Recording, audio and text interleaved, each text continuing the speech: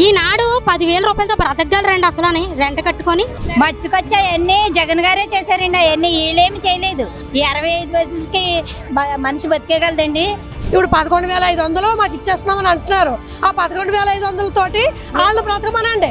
Duty ఇచ్చామంటున్నారు, దానికి GO అయ్యేదండి. Cell phone మా కోసం ఇచ్చారా? మేమేమైనా తినడానికి ఇచ్చారా?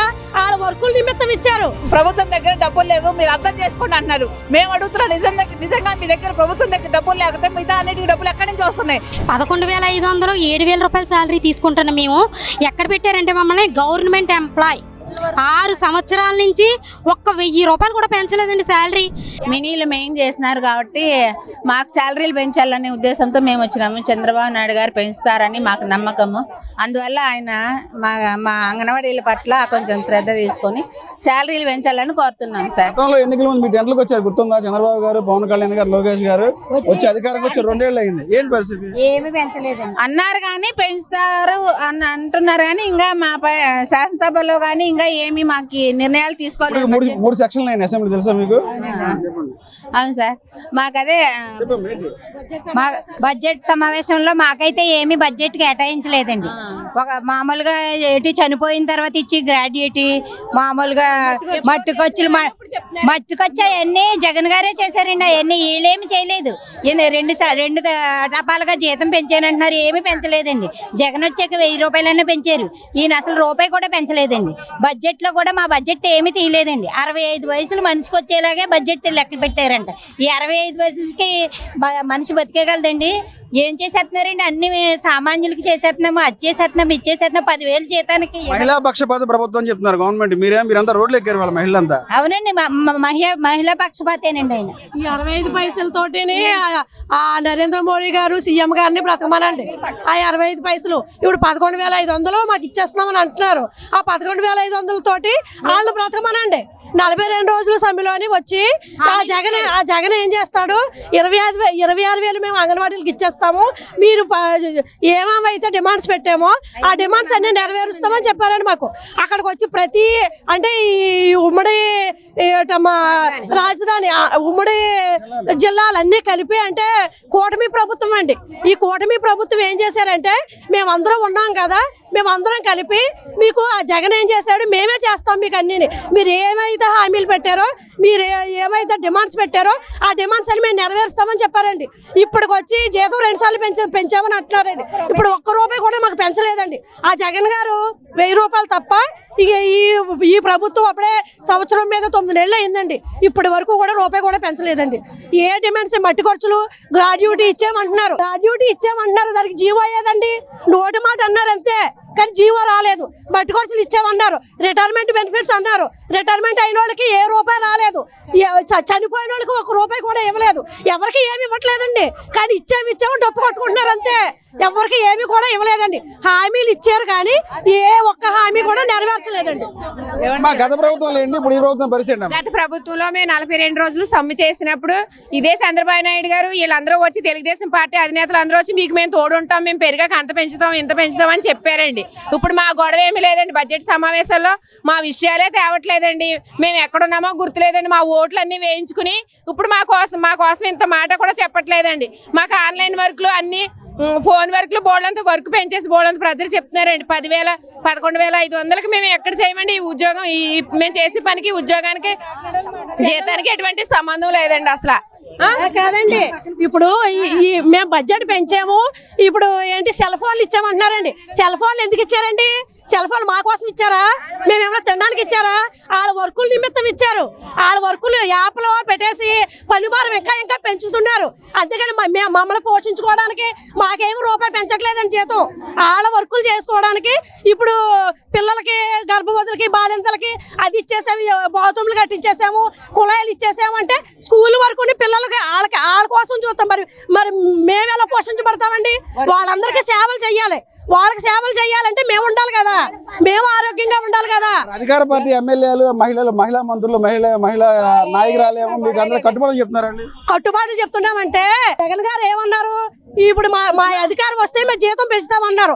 అంటే మాకు పెంచలేదు కాబట్టి ఇప్పుడు ఈవేళ ఏమన్నారంటే ఆ జగన్ ఏం పెంచుతాడు? ఆ జగన్ రూపాయి కూడా పెంచడు. ఇప్పుడు మేము వచ్చామనుకో, కూటమి ప్రభుత్వం వస్తుంది, వచ్చాక మేము అన్ని మీకు ఎన్ని అయితే మీరు మీకు హామీలు ఇస్తున్నామో మీరు ఏమైతే డిమాండ్స్ పెట్టారో ఆ డిమాండ్స్ అన్ని నెరవేరుస్తామన్నారు. ఏ డిమాండ్స్ నెరవేర్చారండి? అన్ని నెరవేర్చేసి 9 నెరవేర్చామంటున్నారు. ఏ 9 నెరవేర్చారు? ఒక జీతం 2 సార్లు జీతం పెంచామన్నారు. ₹1 కూడా జీతం పెంచలేదండి. ఏమండి 2019 నుంచి ₹1 కూడా మాకు పెంచలేదు. 2019లో ఒక ₹1000 మాత్రమే పెంచారు. తర్వాత 42 రోజులు సమ్మె చేసామండి.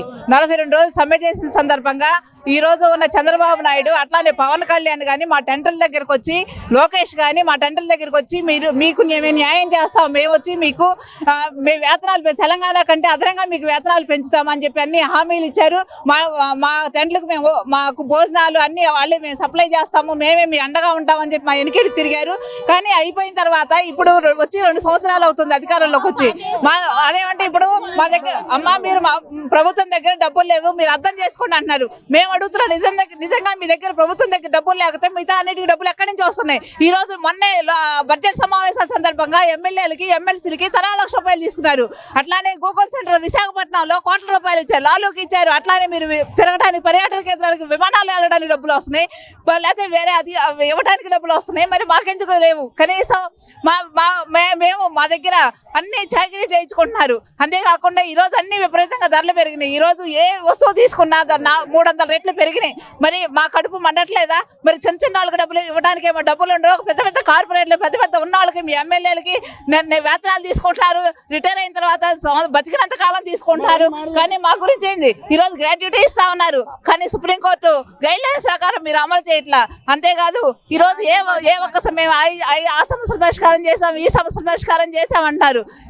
కొన్ని చేశారు, మేము కాదటల్లా. కానీ అసలైన సమస్య వేతనం గురించి మేము పదే అడుగుతున్నాం. కానీ ఇంతవరకు ఒక్క రూపాయి కూడా ఈ రోజు పెంచని పరిస్థితి. అందుకని మా వేతనాలు మేము పెంచే వరకు కూడా మేము ఈ పోరాటం కొనసాగిస్తామని చెప్పి తెలియజేస్తా ఉన్నాం. ఇప్పుడు మాకు హెల్పర్కి వచ్చి 7,000 శాలరీ ఇస్తున్నారండి. ఆ వర్కర్కి వచ్చి టీచర్ అంటే వర్కర్కి 10,500 11,500 ₹7,000 శాలరీ తీసుకుంటున్నాం మేము. ఎక్కడ పెట్టారంటే మమ్మల్ని గవర్నమెంట్ ఎంప్లాయ్. మాకు సచివాలయంకి వెళ్ళి మా పిల్లలు రేషన్ కార్డులో లేరనుకోండి, యాడ్ చేయించుకోవడానికి మేము వెళ్ళామనుకోండి, అమ్మ మీ ఆధార్ కొట్టి మీరు గవర్నమెంట్ ఎంప్లాయ్, మీకు ఏమీ రావు. ఒకవేళ ఆ కుటుంబంలోని ఆ ఇంట్లో ఎవరైనా ఒక వృద్ధురాలు ఉన్నారనుకోండి, ఆ వృద్ధురాలకి పెన్షన్ తీసేస్తున్నారండి. వాళ్ళు ఇచ్చుంటే ముందు తీసేస్తున్నారు. అలాగే ఏమన్నా వికలాంగులు ఉన్నారనుకో, ఒక అంగన్వాడీ వర్క్ చేస్తుంది, తన భర్త వికలాంగుడు అనుకోండి, వాళ్ళకి పెన్షన్ లేదండి, రాదంట. అదే అమ్మఒడి లేవు. ఇంకా ఏంటంటే రేషన్ కార్డు కూడా మెయిన్ ఇంపార్టెంట్గా, రేషన్ కార్డే లేకపోతే ₹11,500 శాలరీ కాకినాడలో నివసించే అర్బన్ ప్రాజెక్ట్ వాళ్ళకి కేవలం ఇంటది ఒక 2 రూములు తీసుకుంటే ₹6,000 అండి. ఒక్క ఆడది ₹6,000 రెంట్ కట్టుకొని కతిమ 5,000 పెట్టి తినేసి ఇవన్నిటికి ఎలా జరిగిపోద్ది? పిల్లల్ని చదివించుకోవడానికి కుటుంబ బాధ్యతలన్నీ అంతేనండి. ఇంచుమించు 6 సంవత్సరాల నుంచి ₹1,000 కూడా పెంచలేదండి శాలరీ. ₹11,500 ఎప్పుడు చంద్రబాబు నాయుడు దిగిపోయి ముందు పెట్టిన జీతం.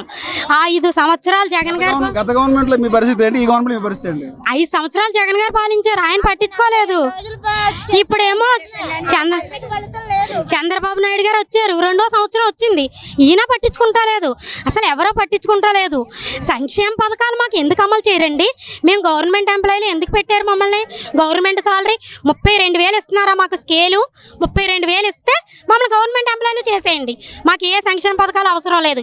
మా ఇంట్లో వాళ్ళకి రేషన్ అక్కర్లేదు, మాకు పెన్షన్లు అక్కర్లేదు, ఏం అక్కర్లేదు. ఇప్పుడు సంవత్సరానికి 3 బండ్లు ఎత్తున్నారండి చంద్రబాబు నాయుడు గారు. మాకు లేదయ్యి. ఆ ₹850 ₹1 బిళ్ళ మాకు అంగన్వాడీలో ఉన్న హెల్పర్కి కానీ టీచర్కి కానీ ఎవరికి ఏమీ పడతలేదు.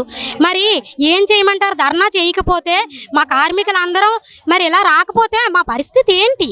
ఎన్ని సంవత్సరాల నుంచి 30 సంవత్సరాల నుంచి ఈ డిపార్ట్మెంట్ నమ్ముకొని దీంట్లోనే పనిచేస్తున్నారు. ₹150 జీతం నుంచి చేసిన వాళ్ళకి ఈనాడు ₹10,000 బ్రతకగలరండి అసలు అని రెంట్ కట్టుకొని? ఎంత దారుణం అండి. కూడా లేదు అసలు. బెనిఫిట్ మేము కాకినాడ నుంచి వచ్చామండి. రిటైర్మెంట్ 30 సంవత్సరాల నుంచి పనిచేసి వాళ్ళు రిటైర్మెంట్ అయిన తర్వాత వాళ్ళకి కలిగేది ఏమీ లేదండి. పిఎఫ్ కానీ ఏమి ఏమీ లేవు. వాళ్ళు ఎంత దయనీయంగా ఉన్నారంటే కొంతమంది కనీసం దహన సంస్కారాలు చేయడానికి కూడా వేరే టీచర్ల మీద వేరే వాళ్ళ మీద ఆధారపడుతున్నారండి. మాకంటూ ఒక సెక్యూరిటీ లేదు. మేము ఇంత మా శ్రమ గవర్నమెంట్ గుర్తిస్తలేదండి, ఎవరు గుర్తిస్తలేదు. ఇప్పుడైనా గవర్నమెంట్ గుర్తించి మా శ్రమకు తగిన ఫలితం ఇవ్వాలని మేము కోరుకుంటున్నాం.